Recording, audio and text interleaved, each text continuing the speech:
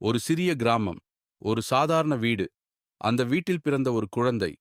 அந்த குழந்தை ஒரு நாள் ஆயிரக்கணக்கான மக்களின் நம்பிக்கையாக மாறும் என்று அப்போது யாருக்கும் தெரியாது. அவரின் பெயர் நல்ல கண்ணு.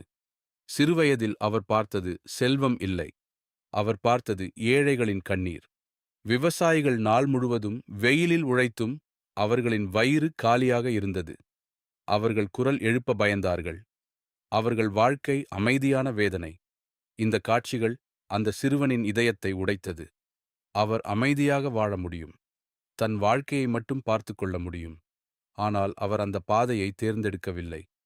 அவர் ஒரு கடினமான பாதையை தேர்ந்தெடுத்தார். மக்களுக்காக வாழும் பாதை. நாடு சுதந்திரத்திற்காக போராடிக் கொண்டிருந்தது. நல்ல கண்ணு அந்த போராட்டத்தில் இணைந்தார். அதற்கான விலை என்ன தெரியுமா?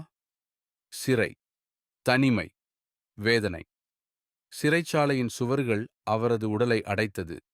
ஆனால் அவரது எண்ணத்தையும் இலட்சியத்தையும் யாராலும் அடைக்க முடியவில்லை. பலர் அந்த வேதனையில் உடைந்து போயிருப்பார்கள். ஆனால் நல்லக்கண்ணு உடையவில்லை. அவர் இன்னும் வலிமையான மனிதராக வெளியே வந்தார். அவர் அதிகாரத்தை தேடவில்லை.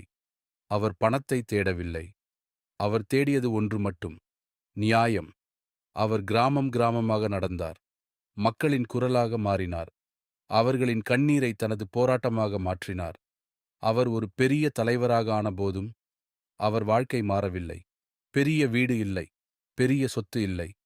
அவரிடம் இருந்தது ஒரு பெரிய இதயம் மட்டும். 90 வயதுக்கும் மேலாக இருந்தபோதும் அவர் ஓயவில்லை. ஏனெனில் அவரது உடல் வயதாகி இருக்கலாம். ஆனால் அவரது இலட்சியம் வயதாகவில்லை. அவர் தனது வாழ்க்கையை வாழவில்லை. அவர் தனது வாழ்க்கையை அர்ப்பணித்தார். இந்த கதை ஒரு மனிதனைப் பற்றியது மட்டுமல்ல. இது ஒரு தியாகத்தைப் பற்றியது. இது ஒரு உறுதியைப் பற்றியது. இது ஒரு உண்மையைப் பற்றியது. ஒரு மனிதன் தனது வாழ்க்கையை மற்றவர்களுக்காக அர்ப்பணித்தால் அவர் ஒரு மனிதன் இல்லை. அவர் ஒரு வரலாறு. நல்ல கண்ணு ஒரு பெயர் மட்டுமல்ல. அது தியாகத்தின் மற்றொரு பெயர்.